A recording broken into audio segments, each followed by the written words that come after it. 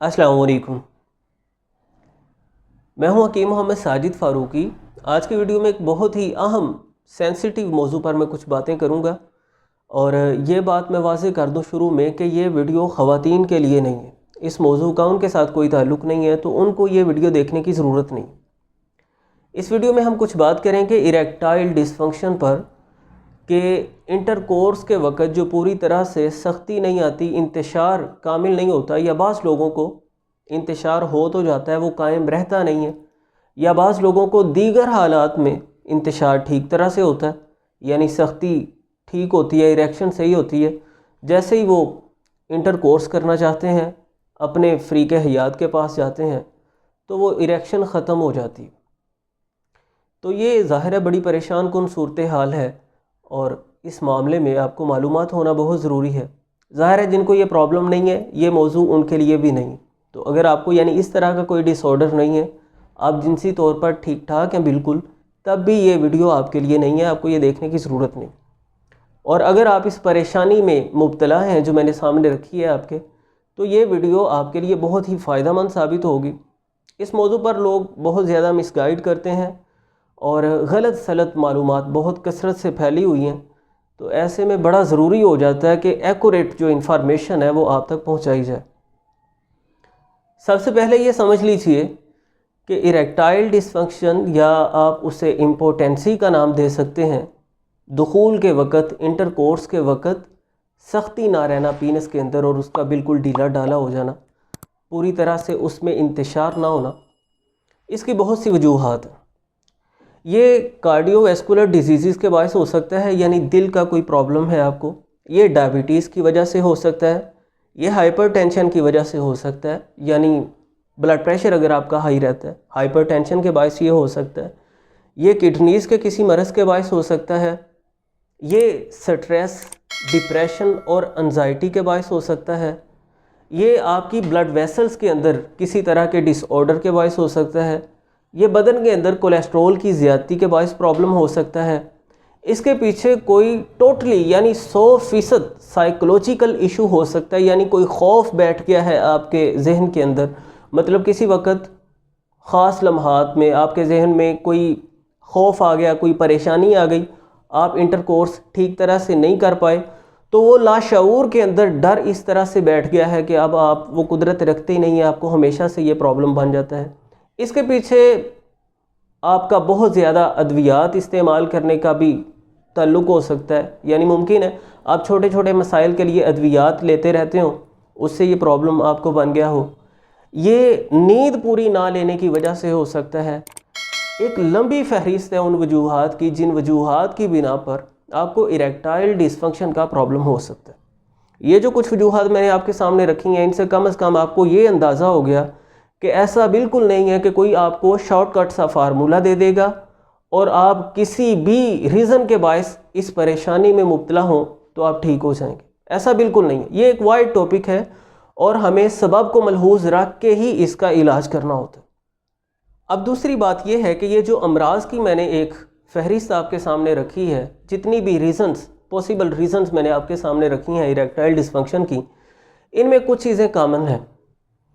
इनमें एक चीज़ तो ये कॉमन है कि ये जो मर्ज़ हैं इनमें मोस्टली ब्लड सर्कुलेशन डिस्टर्ब होती है, दौरान खून मुतासिर होता है। तो जब दौरान खून मुतासिर होता है, उससे पीनस की तरफ ब्लड पूरे अपने फ़्लो के साथ नहीं पहुंचता, इरेक्शन ठीक तरह से नहीं होती। या इनमें मोस्टली डायबिटीज़ में ऐसा होता है कि कुछ नर्व्स डैमेज हो जाती हैं, आसाब के कुछ रास्ते मुतासिर हो जाते हैं। तो जब ये न्यूरोलॉजिकल डिसऑर्डर होता है, आसाब के कुछ रास्ते मुतासिर हो जाते हैं, ब्रेन फिर कम्युनिकेट नहीं कर पाता रिप्रोडक्टिव सिस्टम के ऑर्गन्स के साथ, दिमाग उनके साथ अपना कनेक्शन कायम नहीं कर पाता, ये प्रॉब्लम हो जाता है। या इनमें से बाज़ सूरतों में हार्मोनल डिसबैलेंस पैदा हो जाता है, यानी एक ख़ास हार्मोन टेस्टोस्टेरोन की बदन के अंदर कमी हो जाती है, जिसके बायस इंतशार ठीक तरह से नहीं होता। ये जो कुछ अमराज मैंने आपके सामने रखे थे, इनका ताल्लुक़ बुनियादी तौर पर इन 2-3 वजूहात के साथ है। और या मैंने आपके सामने ये बात भी रखी है कि साइकोलॉजिकल टोटली ये इशू हो सकता है कि आप स्ट्रेस और डिप्रेशन का शिकार हों, जिसके बायस आपको ये प्रॉब्लम हो। अब हम इस मरज़ की थोड़ी सी यानी संगीनी आप समझ गए हैं। अब हम आते हैं कि क्या प्रिंसिपल्स हैं, क्या रूल्स हैं ऐसी सूरत में ठीक होने के। ज़ाहिर सी बात है, अगर आपको डायबिटीज़ का प्रॉब्लम है, आपको उस मरज़ को सामने रखते हुए इलाज मुआलजा करने की ज़रूरत है। ब्लड प्रेशर से मुतल्लिक़ अगर आपको मसाइल हैं तो उसको सामने रखते हुए, और हाँ, ओबेसिटी भी इसकी बहुत बड़ी रीज़न, मोटापे के बायस भी ये मसला बन जाता है। अगर आपको ओबेसिटी का प्रॉब्लम है तो आपको अपना वज़न मैनेज करना है। किडनीज़ का कोई प्रॉब्लम है, उनका आपको इलाज करना है। आपको किसी तरह के डिप्रेशन का सामना है, उससे आपको अपनी ज़िंदगी से दूर करना है। अगर आप बहुत ज़्यादा मेडिसिन्स लेते हैं तो उनसे आपको अवॉइड करने की ज़रूरत है। और उसके साथ साथ आपको ज़रूरत है अपने लाइफस्टाइल को बेहतर करने की, अपने तर्ज़ ज़िंदगी को बेहतर करने की।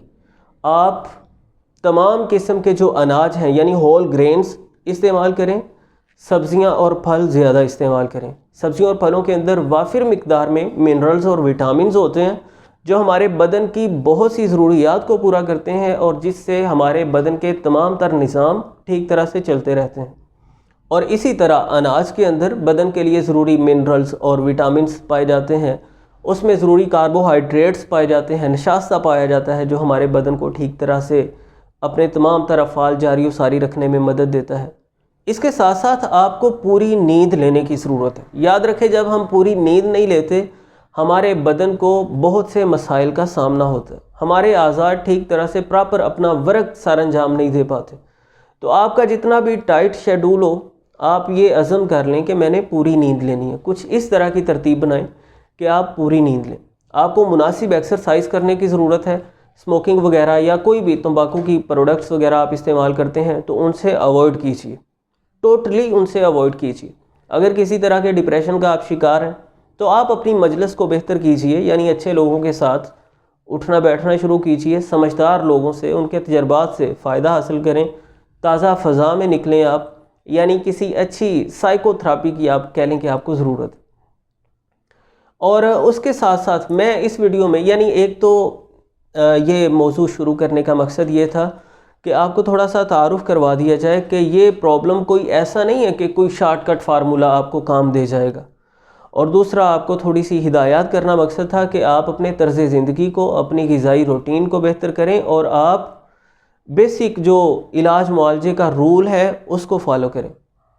अब आप कहेंगे कि यह तो मतलब हो सकता है ना कि आप ऐसा सोचें कि ये तो सारी ऐसी बस फर्जी सी बातें थीं और हमें कोई काम की बात तो हासिल नहीं हुई, तो ये आपकी खैर खाम ख्याली होगी।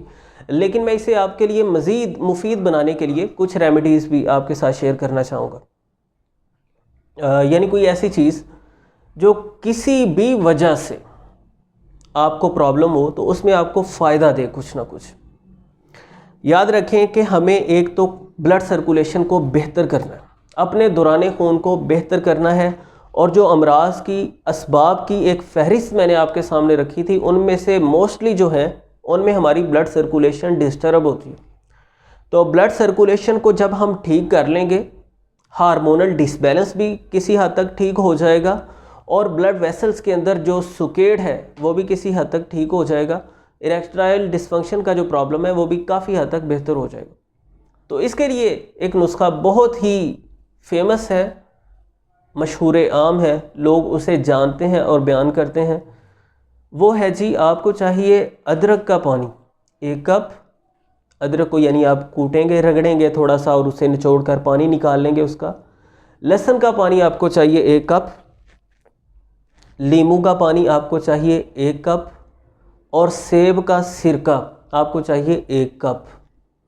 ये 4 कप आपके पास पानी हो गया। लहसुन का पानी निकालना मुश्किल होता है, यानी वो लहसुन आसानी से पानी नहीं देता, तो आप लहसुन को जब घोटेंगे, रगड़ेंगे, तो उसे आप अदरक के निकाले हुए पानी में डाल दें।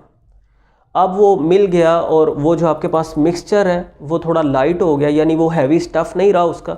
उसे निचोड़ेंगे तो लहसुन के भी असरात के साथ वो पानी निकल आएगा बाहर। तो ये तरकीब हो सकती है, तरकीब हो सकती है। तो ये 4 कप आपके पास पानी है, इसे चूल्हे पर रख कर पकाएं। जब 1 कप पानी जल जाए और 3 कप पानी बाकी रह जाए, इसमें 3 कप ही खालिस शहद मिला देना आपको। ये आपका शरबत बन गया, यानी उसके बाद पकाने की ज़रूरत नहीं। वो 3 कप पानी रह जाए, उसमें 3 कप शहद मिला दें, यानी जितना पानी बचा उसकी मिकदार के बराबर शहद मिला देना है। ये आपके पास शरबत तैयार है। ये सुबह शाम 2-2 चम्मच आप लेना शुरू करेंगे। तो इससे ब्लड वेसल्स का सुकेड़ ख़त्म होगा, इससे ब्लड सर्कुलेशन बेहतर होगी, इससे बढ़ा हुआ कोलेस्ट्रॉल बदन से जो है वो ख़त्म होगा और इससे ओवरऑल आपके बदन के तमाम तर पट्ठों को तक़वियत मिलेगी, बदन के अंदर नाइट्रिक ऑक्साइड की वाफिर मिकदार जाएगी, जिससे खून का बहाव प्रॉपर ठीक तरह से हो जाएगा। इससे इंशाल्लाह इरेक्टाइल डिसफंक्शन का प्रॉब्लम भी आपका ग्रेजुअली ख़त्म होना शुरू हो जाएगा। दूसरा काम आप ये कर सकते हैं कि ताज़ा असगंध बाहर से हासिल करके उसका आप रोज़ाना कहवा पीना शुरू करें। असगंध के छोटे छोटे टुकड़े पानी में बॉयल करें। इस मौजू पर मैं वीडियो बना चुका हूँ। मैंने बाकायदा वो कहवा बना कर दिखाया है कि उसका क्या प्रोसीजर है। वो कहवा आप रोज़ाना सुबह शाम इस्तेमाल करना शुरू करें। इससे भी ब्लड वेसल्स की रिपेयरिंग होगी, यानी उनका सुकेड़ ख़त्म होगा और दौरान खून अच्छा होगा। इससे बहुत ज़्यादा बेहतरी आएगी। तीसरा काम, अनार का जूस आप पीना शुरू करें। अनार के जूस के अंदर ये ख़ासियत है कि ये भी ब्लड वेसल्स को बहुत बेहतर कर देता है और ये स्ट्रेस, एंजाइटी और डिप्रेशन के असरात को ख़त्म करता है। यानी अगर आप किसी लाशऊरी तौर पर जहनी दबाव का शिकार हैं तो अनार का जूस पीने के साथ रोज़ाना आप जब ये पीना शुरू कर देंगे तो इससे इंशाल्लाह ये फ़ायदा होगा कि एक हैप्पीनेस की कैफियत पैदा हो जाएगी, तबीयत में फ़रहत और इंबसात की कैफियत पैदा हो जाएगी और आपका इरेक्टाइल डिसफंक्शन का प्रॉब्लम भी ठीक होना शुरू हो जाएगा। मज़ीद इसके साथ एक छोटा सा नुस्खा शामिल किया जा सकता है कि असगंध नागौरी, सोरंजा शीरी, जंजबील और अकरकरहा। असगंध नागौरी, सोरंजा शीरी और जंजबील, ये तीनों चीज़ें आप 30-30 ग्राम ले लें और इसमें तकरीबन 5 ग्राम अकरकरहा शामिल कर लें। इन चीज़ों को आप पाउडर बना लें, आप सफ़ूफ़ बना लें। ये रोज़ाना सुबह शाम 1 ग्राम सफ़ूफ़ खाया जा सकता है। ये मुज़िर असरात से पाक है, इससे भी इंशाल्लाह बेहतरी आ जाएगी। मज़ीद मैं आपको ये बता सकता हूँ कि आप अदरक का कहवा इस्तेमाल कर सकते हैं और अदरक का कहवा बनाते हुए मतलब उसमें थोड़ी सी दारचीनी भी शामिल की जा सकती है। इससे भी इंशाल्लाह फ़ायदा होगा। या कोई एक्सटर्नल यूज़ के लिए कोई मुनासिब ऑयल तैयार करके उसकी मालिश वगैरह की जा सकती है, उससे भी आपको फ़ायदा होगा। बाकी अब तक आपको कम से कम ये तो समझ आ जानी चाहिए कि ऐसी सूरत में आपको प्रॉपर किसी के साथ कंसल्टेशन करके अपना इलाज मुआवजा करवाने की ज़रूरत है। और इन शॉर्ट इसका कोई फार्मूला अगर तलाश किया जाए तो उसमें नुकसान भी हो सकता है, लेकिन कुछ रेमेडीज़ और कुछ हिदायत मैंने आपके सामने रख दी हैं जिनसे इंशाल्लाह आपको फ़ायदा होगा। उम्मीद करता हूँ वीडियो आपके लिए फ़ायदेमंद साबित होगी। अगर आपको अच्छी लगी है तो इसे लाइक कीजिए, पसंद बातें नहीं आई तो डिसलाइक कीजिए, ताकि मुझे भी अंदाज़ा हो सके कि मैं सही तरह से अपना पैगाम आप तक पहुँचा पाया हूँ या नहीं। कमेंट सेक्शन में अपनी राय का इजहार कीजिए और आइंदा आने वाली वीडियोज़ का नोटिफिकेशन हासिल करते रहने के लिए चैनल को सब्सक्राइब ज़रूर कीजिए। मिलते हैं नेक्स्ट वीडियो में। अल्लाह हाफिज़।